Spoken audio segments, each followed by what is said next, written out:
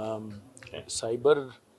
Cyber security ಬಗ್ಗೆ ಇಡೀ ದೇಶದಲ್ಲಿ ಮೊದಲನೇ ಬಾರಿಗೆ ಒಂದು ಪೊಲೀಸ್ ಸ್ಟೇಷನನ್ನು ಮಾಡಿ ಅದರ ಮೂಲಕ ಕೇಸ್ಗಳನ್ನು ರಿಜಿಸ್ಟರ್ ಮಾಡಿಕೊಂಡು ಪ್ರಾರಂಭ ಮಾಡಿದ್ದು ಕರ್ನಾಟಕ ನಮ್ಮ CIDಯಲ್ಲಿ. ಅದು ಇವತ್ತು ಭಾಳ ದೊಡ್ಡ ಪ್ರಮಾಣದಲ್ಲಿ ಬೆಳೆದಿದೆ. ಅದಕ್ಕೆ ಇನ್ಫೋಸಿಸ್ ಫೌಂಡೇಶನ್ನವರು ನಮಗೆ ಪ್ರಥಮತಃ ಸಹಾಯ ಮಾಡಿದರು. ಅದು ಅವರ ಜೊತೆಯಲ್ಲಿ ಒಂದು ಒಪ್ಪಂದವನ್ನು ಕೂಡ ನಾವು 2018ರಲ್ಲಿ ಮಾಡಿಕೊಂಡಿದ್ದೇವೆ. ಅದು ಮುಗಿತಾ ಬಂದಿದೆ, 5 ವರ್ಷ ಆಗಿ. ಇನ್ನೂ ಒಂದು 5 ವರ್ಷಕ್ಕೆ ಮತ್ತೊಂದು ಬಾರಿ ಅದನ್ನು ರಿನ್ಯೂ ಮಾಡಿದ್ದೇವೆ. ಇದು ಒಂದು ಭಾಗ. ಈಗಾಗಲೇ ಆ ಸೆಂಟರ್ನಲ್ಲಿ ಏನು ಎಸ್ಟಾಬ್ಲಿಷ್ ಮಾಡಿದಂಥ ಸೆಂಟರ್ನಲ್ಲಿ ಸಾವಿರಾರು ಜನ ಬೇರೆ ಬೇರೆ ಏಜೆನ್ಸಿಗಳಿಂದ, ಸೆಂಟ್ರಲ್ ಏಜೆನ್ಸಿ ಇರ್ಬೋದು, ಡಿಫೆನ್ಸ್ ಇರ್ಬೋದು, ಅಥವಾ ಬೇರೆ ಬೇರೆ ದೇಶಗಳಿಂದನೂ ಕೂಡ ಆ ಸೆಂಟರ್ಗೆ ಬಂದು ಟ್ರೈನಿಂಗನ್ನು ಪಡ್ಕೊಂಡು ಹೋಗಿದ್ದಾರೆ. ಇದು ಒಂದು ರೀತಿಯಲ್ಲಿ ಇಡೀ ಒಂದು ನ್ಯಾಷನಲ್ ಇನ್ಸ್ಟಿಟ್ಯೂಟ್ ಮಾದರಿ ಆಗ್ತಾ ಇದೆ ಅನ್ನುವಂಥದ್ದು. ಇದರ ಜೊತೆಗೆ ನಾವು ಕರ್ನಾಟಕದಲ್ಲಿ ಈಗಾಗಲೇ ಪ್ರತಿ ಜಿಲ್ಲೆಯಲ್ಲಿ ಕೂಡ ಒಂದೊಂದು ಸೈಬರ್ ಸ್ಟೇಷನ್ನು ಮಾಡಬೇಕು ಅಂತೇಳಿ 43 ಸೈಬರ್ ಸ್ಟೇಷನ್ಗಳನ್ನು ನಾವು ಈಗಾಗಲೇ ಮಾಡಿದ್ದೇವೆ. ಇನ್ನೂ ಅದನ್ನು ಮುಂದುವರಿಸ್ತೇವೆ. ಇದನ್ನು ನೋಡಿದರೆ ಮೊದಲೆಲ್ಲ ಸೈಬರ್ಗೆ ಬಂದು ರಿಜಿಸ್ಟರ್ ಮಾಡ್ತಕ್ಕಂಥದ್ದು ಆಗ್ತಾ ಇರಲಿಲ್ಲ. ಯಾಕೆಂದರೆ ಸೈಬರ್ ಸ್ಟೇಷನ್ಸೇ ಇರಲಿಲ್ಲ, ರಿಜಿಸ್ಟರ್ ಮಾಡ್ಕೊಳ್ಳೋದಕ್ಕೆ ಸಾಧ್ಯ ಆಗ್ತಿರಲಿಲ್ಲ. ಈಗ ನಾವು ಅದಕ್ಕೆ ಅವಕಾಶ ಮಾಡಿಕೊಟ್ಟಿದ್ದೇವೆ. ಪ್ರತಿನಿತ್ಯ ಕೇಸಸ್ಗಳು ಜಾಸ್ತಿ ಆಗ್ತಾ ಇದೆ. ಒಂದು ಕಡೆ ಹೆಚ್ಚು ಜನರಿಗೆ ಅವಕಾಶ ಕೊಟ್ಟಾಗ ಆಗ್ತಾ ಇದೆ ರಿಜಿಸ್ಟರ್ ಮಾಡೋದಕ್ಕೆ, ಕೇಸಸ್ಸನ್ನು ರಿಜಿಸ್ಟರ್ ಮಾಡೋದಕ್ಕೆ. ಇನ್ನೊಂದು ಕಡೆ ಸೈಬರ್ ಕೇಸಸ್ಗಳು ಕೂಡ ಜಾಸ್ತಿ ಆಗ್ತಾ ಇದೆ. ಆದ್ದರಿಂದ ಇವತ್ತು ನಮಗಿರ್ತಕ್ಕಂಥ ಚಾಲೆಂಜಸ್ ಏನು ಅಂತ ಹೇಳಿದರೆ, ಆ ಸೈಬರ್ ಸೆಕ್ಯೂರಿಟಿನ ಯಾವ ರೀತಿ ನಾವು ಜನಸಮುದಾಯಕ್ಕೆ, ಸಿಟಿಸನ್ಸಿಗೆ ಕೊಡುವುದಕ್ಕೆ ಸಾಧ್ಯ ಆಗುತ್ತೆ ಅಂತೇಳಿ ನಾವು ಚಿಂತನೆ ಮಾಡ್ತಾ ಇದ್ದೇವೆ. ಈ ಸಂದರ್ಭದಲ್ಲಿ ಇವತ್ತೇನು ನಮ್ಮ ಸಮ್ಮಿಟ್ ಮಾಡ್ತಾ ಇದ್ದಾರೆ, ಬೇರೆ ಬೇರೆ ರಾಜ್ಯದಿಂದ ಬಂದಿದ್ದಾರೆ, ಬೇರೆ ಬೇರೆ ಏಜೆನ್ಸಿಯಿಂದ ಬಂದಿದ್ದಾರೆ, ಸೆಂಟ್ರಲ್ ಏಜೆನ್ಸಿಯಿಂದ ಎಲ್ಲ ಬಂದಿದ್ದಾರೆ. ಅವರೆಲ್ಲ ಚರ್ಚೆ ಮಾಡಿ ಇದರ ಚಾಲೆಂಜಸ್ ಏನಿದೆ ಅನ್ನೋದನ್ನು ಚರ್ಚೆ ಮಾಡಿ ಅವರು ಪ್ರೊಸೀಡಿಂಗ್ಸ್ ಮಾಡ್ತಾರೆ. ಇದರ ಜೊತೆಗೆ ನಮ್ಮ ಕರ್ನಾಟಕದಲ್ಲಿ ಬರುವಂಥ ದಿವಸದಲ್ಲಿ ಆದಷ್ಟು ಶೀಘ್ರವಾಗಿ ನಾವು ಸೈಬರ್ ಸೆಕ್ಯೂರಿಟಿ ಪಾಲಿಸಿಯನ್ನು ತರ್ತಾ ಇದ್ದೇವೆ.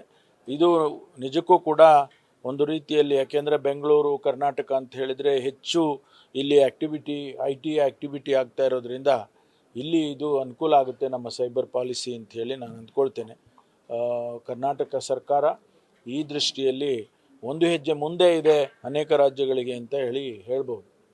ಸರ್, ಕೆಲವೊಂದು ಪ್ರಕರಣಗಳನ್ನು ಪತ್ತೆ ಮಾಡೋದು ಸೈಬರ್ ಒಂದು ಚಾಲೆಂಜ್ ಅಂತ ಹೇಳ್ಬೋದು. ಯಾಕಂದರೆ ಸ್ಕೂಲ್ ಇರೋದು ಮ್ಯೂಸಿಯಂಗೆ ತಟ್ಕಾಲು, ಜೊತೆಗೆ ಮೊನ್ನೆ CM, DCM ಮತ್ತು ಕಮಿಷನರ್ಗೆ ಒಂದು ಮೇಲ್ ಬಂದಿರುವಂಥದ್ದು ನೋಡಿ. ಅದು ಬರ್ತಾನೆ ಇದೆ. ನಮಗೆ ಇಂತಹದ್ದೇ ಚಾಲೆಂಜಸ್ ನಮಗಿರೋದು. ಯಾಕೆಂದರೆ ನಮಗೆ ಇಂಟರ್ನ್ಯಾಷನಲ್ ಏಜೆನ್ಸಿಗಳೇನಿರುತ್ತೆ ಅಥವಾ ಇಂಟರ್ನ್ಯಾಷನಲ್ ಇನ್ಸ್ಟಿಟ್ಯೂಟ್ಸ್, ಟೆಕ್ ಇನ್ಸ್ಟಿಟ್ಯೂಟ್ ಏನಿರುತ್ತೆ, ಅವರು ನಮಗೆ ಕೋಆಪ್ರೇಟ್ ಮಾಡಬೇಕು.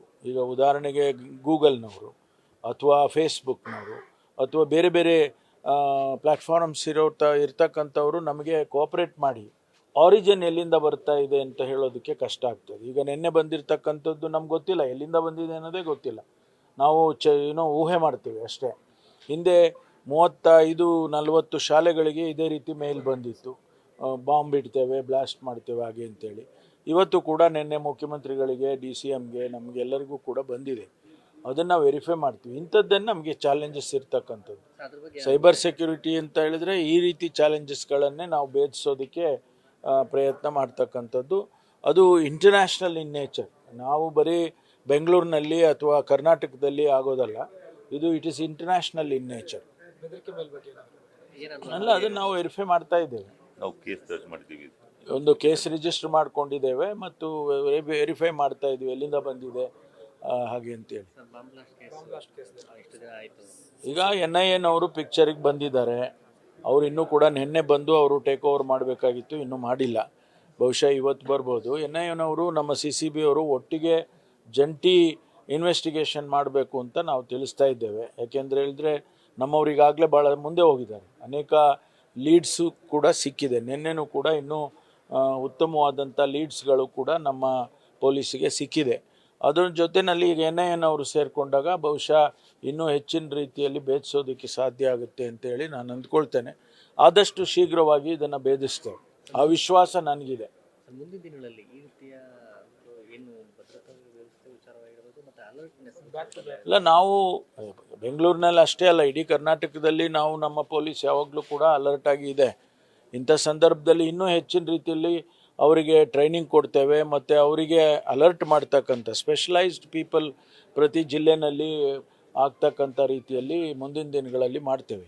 ಸರ್, ಈಗ ನೆಕ್ಸ್ಟು ಪಾಕಿಸ್ತಾನದ ವಿಚಾರದಲ್ಲಿ ನಾಸೀರ್ ಅಹಮದ್ ಬಂಧನ ಮಾಡಬೇಕು ಅಂತ BJP ಕೊಟ್ಟಿದ್ದಾರೆ ಒಂದು, ಮತ್ತೆ ಇವರು ರಿಪೋರ್ಟ್ನ ಬಿಡ್ತಿಲ್ಲ ಅನ್ನೋದೊಂದು. ಅಲ್ಲ ರೀ, FSL ರಿಪೋರ್ಟಿನ ಆಧಾರದ ಮೇಲೆ ನಾವು ಅರೆಸ್ಟ್ ಮಾಡಿದ್ದೀವಿ ಅಂದರೆ ಮತ್ತೇನೇನು FSL ರಿಪೋರ್ಟು ಅವರದ್ದು? FSL ರಿಪೋರ್ಟ್ ನಾನು ಸದನದಲ್ಲಿ ಹೇಳಿದ್ದೇನೆ, ಮುಖ್ಯಮಂತ್ರಿಗಳು ಹೇಳಿದ್ದಾರೆ. FSL ರಿಪೋರ್ಟ್ ಬಂದ ಮೇಲೆ ನಾವು ಆ್ಯಕ್ಷನ್ ಮಾಡ್ತೀವಿ.